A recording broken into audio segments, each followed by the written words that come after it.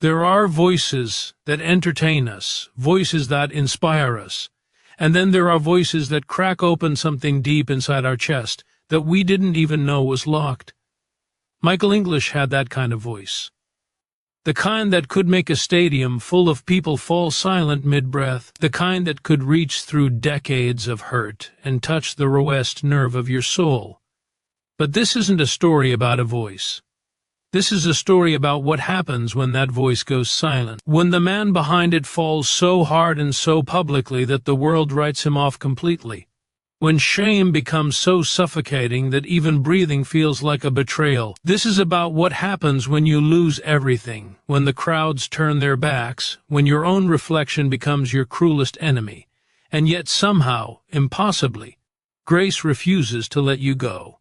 If you've ever felt like your mistakes have disqualified you from your purpose, if you've ever wondered whether redemption is real, or just a nice idea we tell ourselves, if you've ever stood in the wreckage of your own choices and asked if God could still use broken pieces, then what you're about to hear might just change everything you thought you knew about second chances.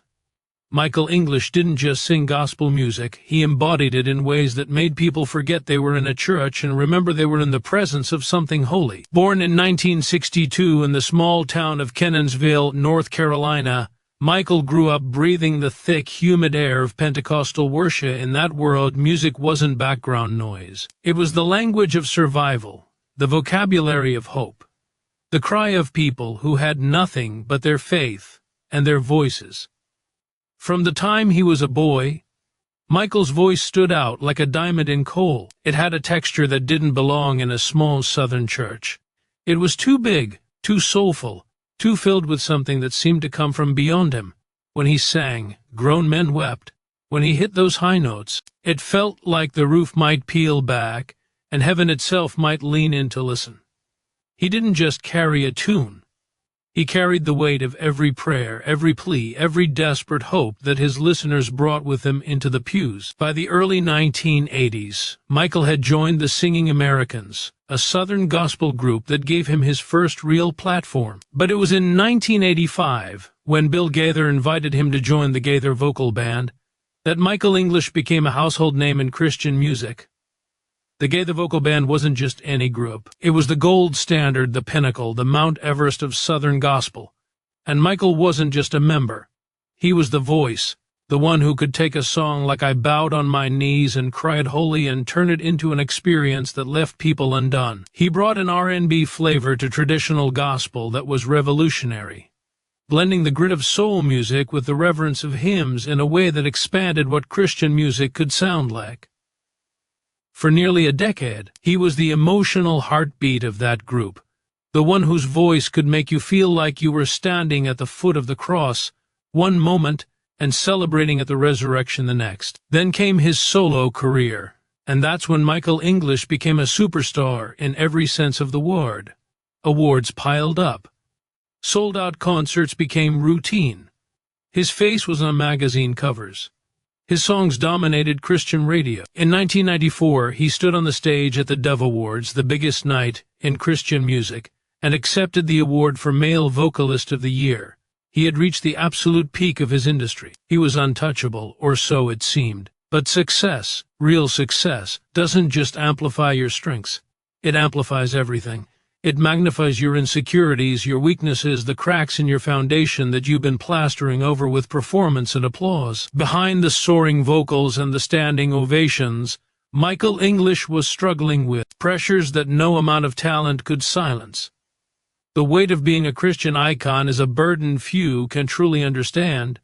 You're not just expected to sing well, you're expected to be perfect, to live a life so spotless that it justifies the pedestal everyone has placed you on. And when you're human, when you're carrying wounds and temptations and doubts like everyone else, that expectation becomes a crushing, suffocating prison. In 1994, just days after accepting the Dove Award, Michael's world imploded. News broke that he had been involved in an extramarital affair with another Christian artist. The revelation was immediate, public, and catastrophic. In an industry that markets holiness and moral purity as part of its brand, Michael's failure wasn't just a personal sin. It was a scandal, a betrayal, a public relations nightmare. The response was swift and merciless. His record label dropped him. Concert bookings evaporated overnight. The same Christian community that had lifted him to the heights now cast him into the depths with a speed that was breathtaking. There were no measured responses, no cause for restoration, no grace-filled pauses to consider the complexity of human brokenness. There was only judgment, swift and final, as if his talent had never existed, as if his years of ministry had been erased in a single moment of failure. What followed wasn't just a career setback. It was a descent into a hell of shame, isolation, and self-destruction that nearly killed him.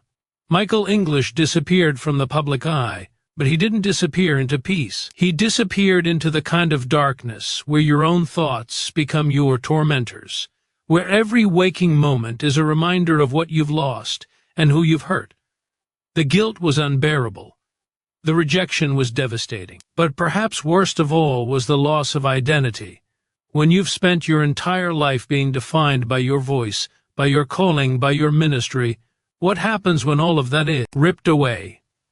Who are you when the microphone is turned off and the applause has died and you're left alone with the person you've become? Michael turned to prescription pills to cope with the pain.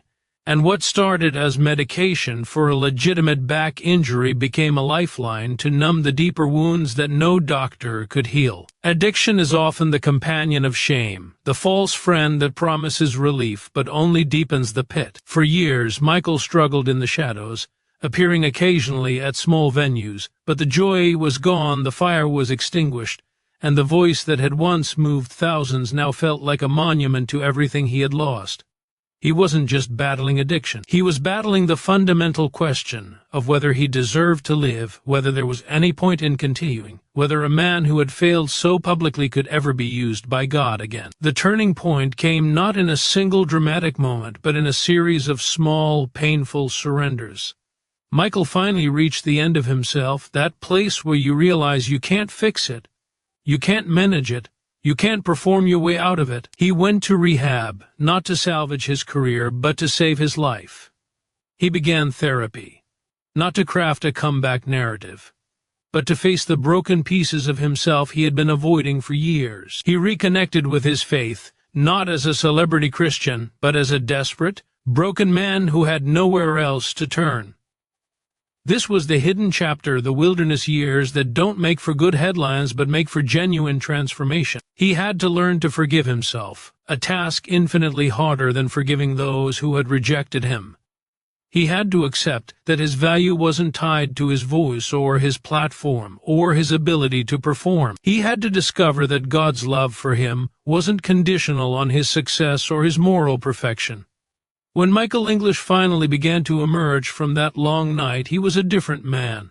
The voice was still there, still powerful, still capable of those breathtaking runs and soul-stirring deliveries, but now it carried something new. It carried the weight of experience, the depth of suffering, the resonance of a man who had been to the bottom and found grace waiting for him there. Bill Gaither, who had always believed in second chances and who understood that the gospel is fundamentally about redemption, extended an invitation to Michael in the late 2000s to participate in the Gaither homecoming concert. It wasn't a grand announcement or a carefully orchestrated publicity campaign. It was a quiet, grace-filled gesture that said, "You still belong here." When Michael stepped back onto that stage alongside his former bandmates, the emotion in the room was palpable. Fans who had watched him rise and fall and wondered if he would ever sing again saw him stand there, humbled but not defeated, broken but being rebuilt, and they wept, not just for the music, but for what it represented. The power of forgiveness, the possibility of restoration, the truth that grace doesn't give up on us, even when we give up on ourselves. Michael's later work has been marked by a profound authenticity that can only come from someone who has lost everything and found that God was still enough. Songs like "Some People Change" aren't just catchy tunes. They're testimonies set to music, declarations that transformation is possible, that your past doesn't have to define your future. When he performs now, he talks as much as he sings. sharing his story with a raw honesty that disarms and heals. He doesn't gloss over his failures. He doesn't make excuses or try to spin the narrative. He simply tells the truth, that he messed up, that he hurt people, that he nearly destroyed himself, but that God never let go. His concerts have become ministry events where broken people find hope, where those carrying secret shame realize they're not alone, where the message is clear: you are not disqualified, you are not forgotten, you are not beyond redemption. The Michael English who sings today is not the golden boy of the 1990s, and that's precisely what makes him so powerful. He's not trying to reclaim his former glory or prove that he deserves another shot at stardom. He's simply showing up as a wounded healer, offering his scars as proof that grace is real and second chances are possible. His legacy now isn't primarily about the awards he won or the charts he topped. It's about what his life represents to millions who have failed, who have been condemned, who have wondered if they could ever be used again. His story is a resounding yes, a declaration that failure is not final, that shame doesn't have to have the last word, that God specializes in taking broken vessels and filling them with his glory, so that everyone knows the power comes from him and not from us. When Michael sings in Christ alone now, those words land differently than they did in his youth. They're not just beautiful theology. They're survival language, the truth that kept him breathing when everything else fell apart. Every note he sings today carries the depth that only suffering can provide, the richness that only brokenness can create, the authority that only comes from having walked through the valley of the shadow and emerged on the other side. He doesn't sing to impress anymore. He sings to testify. He doesn't perform to be praised. He performs to point people to the God who restores, who redeems, who refuses to abandon us in our worst moments. This is the gospel made flesh in the life of one man, the living proof that grace is not just a nice theological concept, but a transforming reality that can take the most public failure and turn it into the most powerful testimony. Michael English's journey teaches us that the Christian culture's demand for perfection from its leaders is not only unrealistic but fundamentally at odds with the gospel message. We build people up as super saints, forget that every single one of us is flawed, broken, and in desperate need of the same grace we claim to believe in.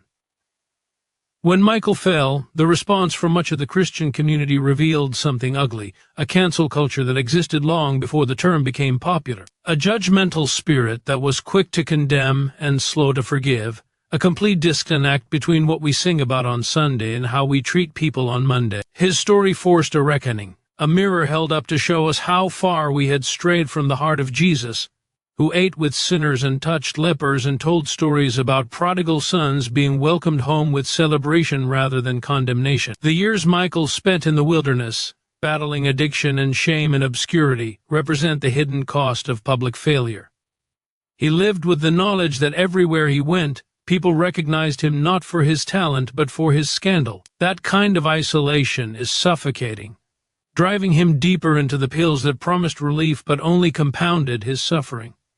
But it was in that very darkness, in the place where he had nothing left to offer and no one left to impress, that he encountered the truest version of God's love. Not the conditional love that depends on performance, not the transactional love that can be earned through good behavior, but the relentless, pursuing, unconditional love that follows you into your worst decisions and whispers, "You're still mine." Recovery was not a quick fix or a mountaintop experience. It was a grueling, painful process of facing himself honestly, of surrendering his need to be right in the eyes of others, of learning to believe that his identity was rooted in something deeper than his voice or his ministry. He had to walk through the fire of his own conscience, make amends where possible, and accept that some relationships and opportunities were forever changed. But in that process, he discovered something that his years of success had never taught him, that true strength comes not from never falling but from getting back up, that real ministry happens not on the stage, but in the messy, difficult work of healing and growth, that the most powerful testimony is not a spotless record but a redeemed story. When Michael finally returned, it was with a humility that only comes from being completely broken. He didn't demand a platform.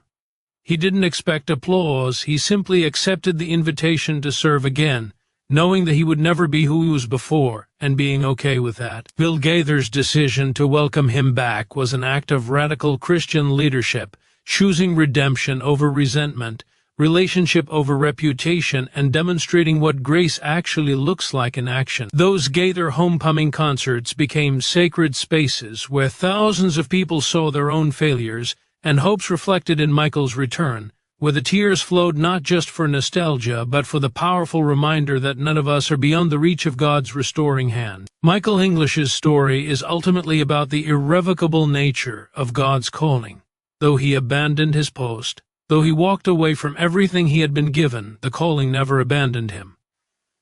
God's gifts and callings, as Scripture says, are without repentance. What God has placed in you doesn't disappear when you mess up. It waits, patient and persistent, for the moment when you're ready to surrender it fully. Michael's comeback wasn't about reclaiming what he had lost. It was about discovering what he had gained through the loss. Empathy for the broken, authority to speak to the struggling, and a platform that was no longer about him but about the God who never gives up on his children. He returned not as a star, but as a servant, not as someone who had it all together, but as someone who had been taken apart and put back together by grace. For anyone carrying the weight of secret sin, for anyone living under the crushing burden of public shame, for anyone who feels disqualified from their calling because of their failures, Michael English's life is an open book of hope. He makes it unmistakably clear that your scars are not marks of shame to be hidden, but maps of grace to be shared. They are the very credentials that qualify you to minister to others who are hurting because you've been where they are, you know the darkness they're fighting, and you can testify that there is a way through. His life proves that God doesn't use perfect people because perfect people don't exist. He uses broken vessels, cracked and leaking, so that when his light shines through, everyone knows the power isn't coming from the vessel, but from the one who fills it.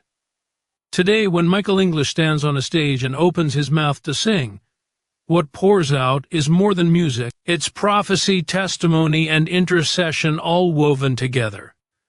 It's the sound of a man who has walked through fire and come out refined rather than consumed. It's the voice of someone who knows that every breath is a gift of grace, every note an offering of gratitude, every song a declaration that God is faithful even when we are not. He sings louder and clearer now than he ever did in his superstar days, not because his voice is technically better, but because he finally understands what it means to sing from a place of complete surrender. This is the legacy of Michael English, not a cautionary tale but a redemption story, not a tragedy but a triumph of grace, not an ending but a beginning that keeps unfolding with every honest word he shares, and every anointed note he sings. His story whispers to every broken heart, your failure is not final, your shame does not define you, and the God who called you is still calling you home. So here's the question that Michael English's story leaves us with: what are you doing with your second chance? Because whether you realize it or not, you're living in one right now. Every morning you wake up is another opportunity to let grace rewrite your story, to stop hiding behind your shame, and start walking in the freedom that's already been purchased for you. Michael's journey proves that your worst moment doesn't have to be your final moment, that the thing you think disqualified you might actually be the very thing that qualifies you to help someone else who's drowning in the same darkness you escaped from. If this story stirred something inside you, if it reminded you that you're not beyond redemption, then don't let this be just another video you watch and forget. Take a moment right now and hit that subscribe button, because we're committed to bringing you more stories like this. Stories that refuse to settle for surface-level inspiration and dig deep into the messy, beautiful reality of what it means to be human and to be loved by a God who specializes in resurrections. Turn on notifications so you never miss when we drop the next one. And here's the most important part: share this video with someone who needs to hear it. You know who they are. That friend who's been carrying shame like a backpack full of stones.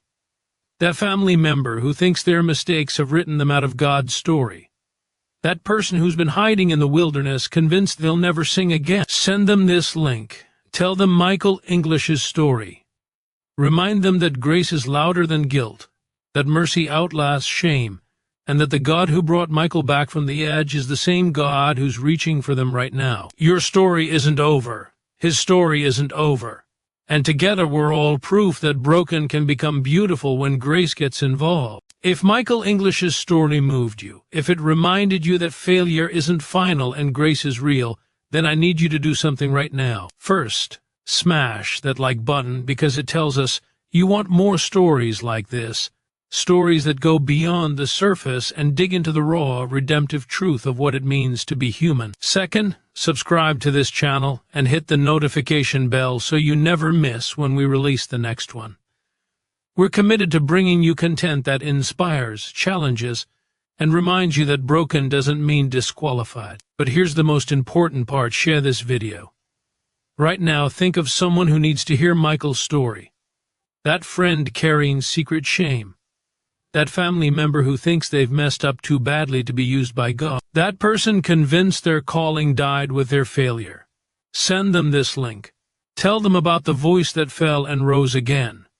Remind them that grace doesn't give up, that second chances are real, and that God specializes in taking broken vessels and filling them with His glory. Your engagement helps us reach more people with these stories. Your share might be exactly what someone needs to believe they can sing again. So subscribe, share, and let's spread this message of hope together.